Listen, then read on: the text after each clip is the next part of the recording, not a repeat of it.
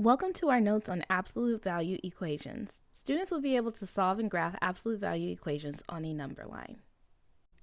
We use the term absolute value to describe a number's distance from zero. Because the absolute value represents the distance from zero, the answer is always positive because we can't have a negative distance.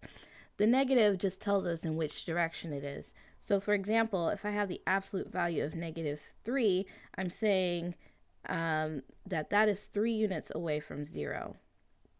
If I have the absolute value of 14, that's 14 units away from 0. So that's why it's always positive. Okay, let's go ahead and evaluate an absolute value function. So here we have f of x equals the absolute value of 2x plus 5 minus 1. Let's find f of -4. So the first thing we're going to do is we're going to rewrite everything, and we're going to replace every x with the set of blank parentheses like so. And then I'm going to put -4 into both spaces because I'm trying to find f of -4. So now all there is just to go ahead and work on the inside first. So 2 times -4 is -8. And then -8 plus 5 is -3. Okay, and I carry everything else down.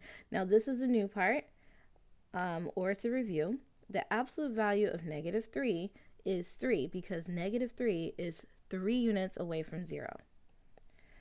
All right, and then 3 minus 1 is 2, and that is f of -4.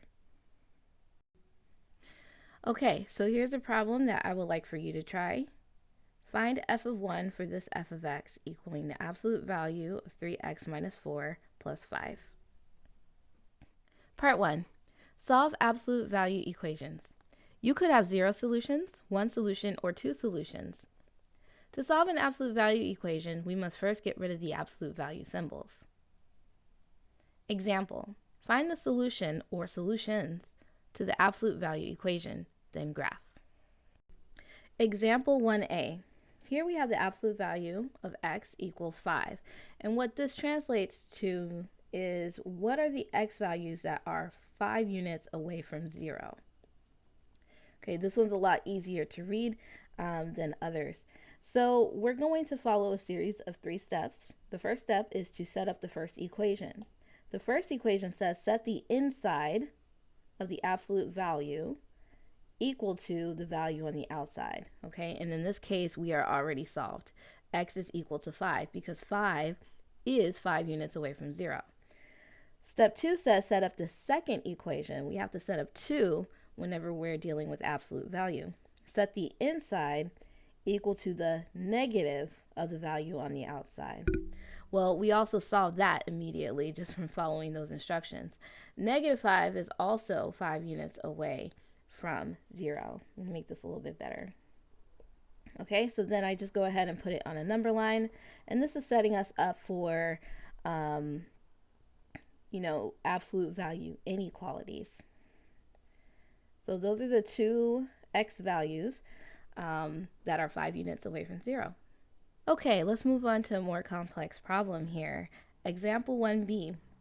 The absolute value of x plus 4 equals 10.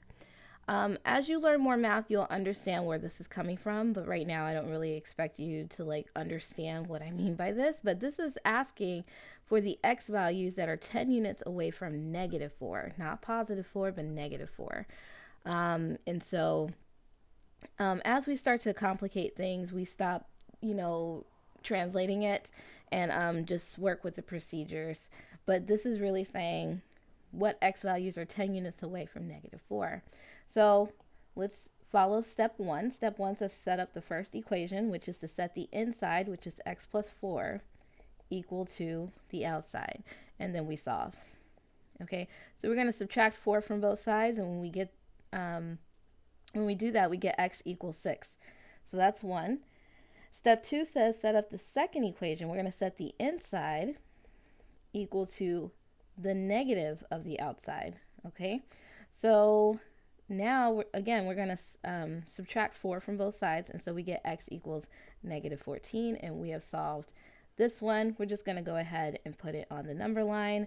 You don't have to number the whole thing, just be relatively okay here like this. I'm just putting the numbers of that I'm concerned about on here. And there we go. All right, so now I would like for you to try this problem. The absolute value of x minus 7 equals 12. All right, example 2. So let's look at 2a. I'm going to do this problem. We have a very complex absolute value equation here. We have 9 times the absolute value of 2x minus 4 minus 5 equals 13. So we actually have to add a prerequisite step. We have to first isolate the absolute value before we can, carry on doing what we did before. So the first thing I'm going to have to do, right, is treat this absolute value as one thing, okay? And then I can see that the first thing that happens to the absolute value is that I multiply by 9 and then I subtract 5. So in order to undo this, I have to add 5 to both sides and then divide both sides by 9. So I'm going to do that now. So I'm going to have 9 times the absolute value of 2x minus 4. I'm going to add 5 to both sides. That means the right side will become 18. And then I'm going to divide both sides by 9.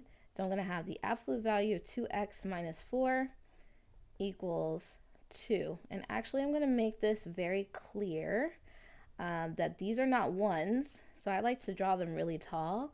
And I also like to make my ones look like this. I like my ones to look like that because I will get confused with the absolute value bars and a one that looks like this. So now we can move on to the previous steps. We're going to set the inside. Here, let me change the thickness here. We're going to set the inside equal to the outside like that, and we're going to solve. So I got to add 4 to both sides, so 2x equals 6, and then divide both sides by 2, so x equals 3. So that's 1. And then step 2 says set up the second equation. So I'm going to set the inside equal to the negative of the outside, so negative 2. And by outside, I mean like in this step. Okay, and now I'm going to add 4 to both sides. And when I do that, I get 2, x equals 1. And then I'm going to go ahead and put that on my number line. So I have 1 and I have 3.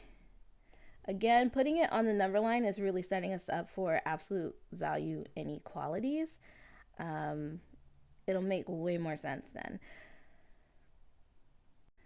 All right, after you take those notes, I want you to try 2b, see if you can solve this absolute value equation.